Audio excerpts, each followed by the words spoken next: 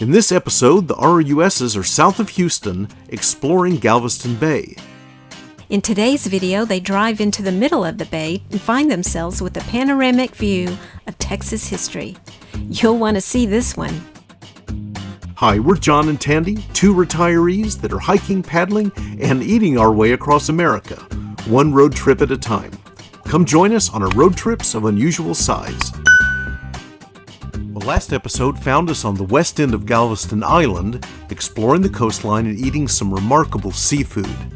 We've now moved from the island and are camped in the small town of San Leon, which is on Galveston Bay just south of the Kemah Clear Lake area. Today we took an amazing drive and wanted to share it with you.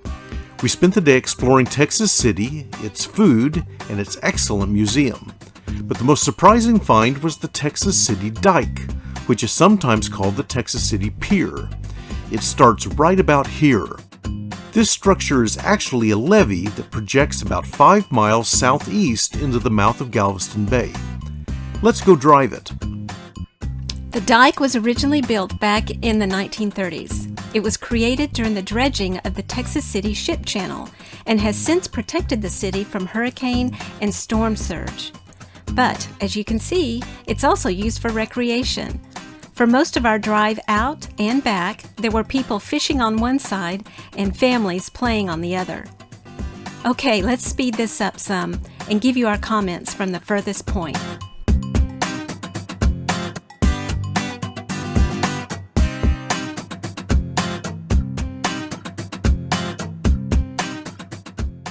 Hello everyone, we're coming to you from the middle of Galveston Bay.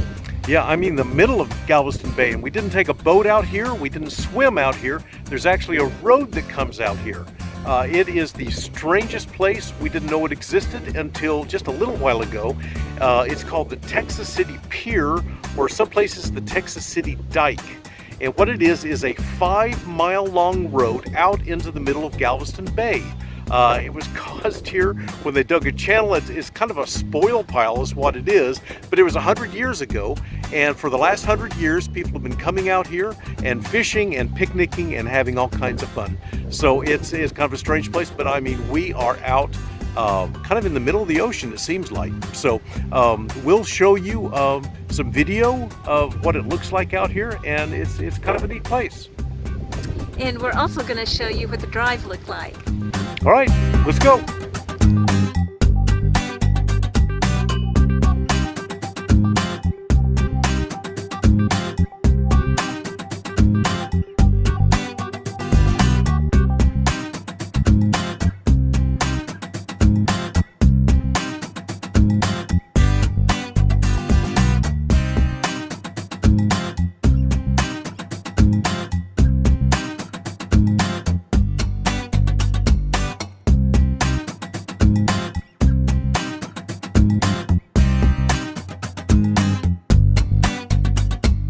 We'll go ahead and start driving back, but at the same time we wanted to show you a little graphic of the very unique and unexpected view that we had from the end of the pier. From our vantage point in the middle of the bay, we were amazed by all the familiar sights we were seeing. We'll pop up an aerial picture of that spot so you can see what we're talking about. You can see the dike there with the star at the end. That's right where we were standing, and we were looking southeast. Here are some examples of what we spotted from this surprising vantage point. First of all, if we look back over our shoulder at about 7 o'clock, we could see the new base camp at San Leon. And over there at 3 o'clock, we could see the west end of Galveston Island, where we've been exploring for the last 2 years. Looking right over there, we could see the city of Galveston and almost make out the Strand.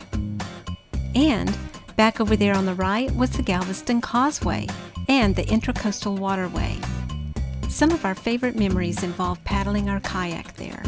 And as we stood there, we began noticing more than just our favorite places to eat and play. We began recognizing important places in Texas history. For example, right there on the Boulevard Peninsula, the first events in recorded Texas history took place. In the 1500s, the explorer Cabeza de Vaca washed ashore right there. Then later, the pirate king, Jean Lafitte, directed his pirating operations from here. Supposedly, he buried treasure on this island, but we haven't found any. Yet. There's another spot over there at 3 o'clock. That's Virginia Point.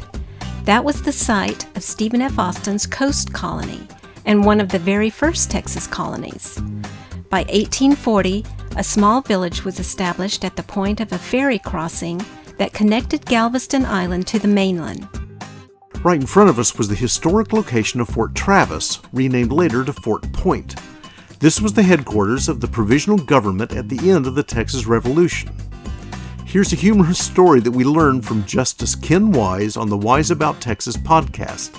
At one point, a rumor began spreading there that there were 1,000 Mexican cavalry soldiers on the west end of the island, and that they were supposedly preparing an attack on the Texan headquarters there at Fort Travis. This caused quite a bit of panic. As the outnumbered Texan forces prepared for this overwhelming attack, scouts reported back that it was actually not an invading force on the horizon, but simply laundry being dried in the wind by families camped to the west. Crisis averted.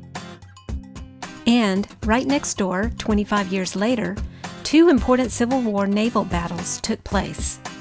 They've been labeled the First and Second Battles of Galveston. In the first battle, the Union took the city. In the second, the Confederacy took it back. Both battles had significant strategic impacts on the war. Just to the left a little is Point Boulevard. A lighthouse was built there in 1852. During the Galveston hurricane of 1900, 125 residents of the peninsula sought safety there.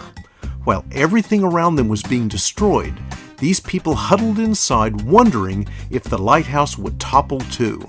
But it withstood the wind and they were all saved. It still stands today.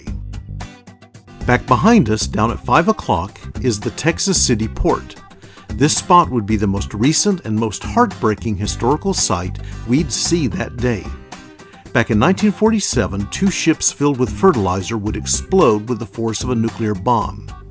The oil refinery exploded next, and by the end of it all, 600 people were killed and another 5,000 injured. If you're not familiar with this terrible event, look it up.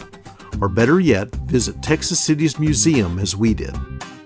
And this whole ring of Texas history stands in the metaphorical shadow of the San Jacinto Monument. Back there behind us, just over the horizon, is the site of the San Jacinto Battleground. This is where the fledgling Republic of Texas won its independence and the Texas experiment began. We thought about these places and their importance as we stood there on a peaceful winter day in the middle of Galveston Bay. Thanks for letting us point out some of the places that mean so much to us, and we hope you found the history interesting. Where are we off to next? Well, soon we'll be leaving the coast and then heading for some trees. We want to hike in pine forests, and there are many of those north and east of Houston. So we're off to the small town of Cut and Shoot, Texas. From there, we'll explore the Big Thicket and some of the dense green woodlands of East Texas. Stay tuned.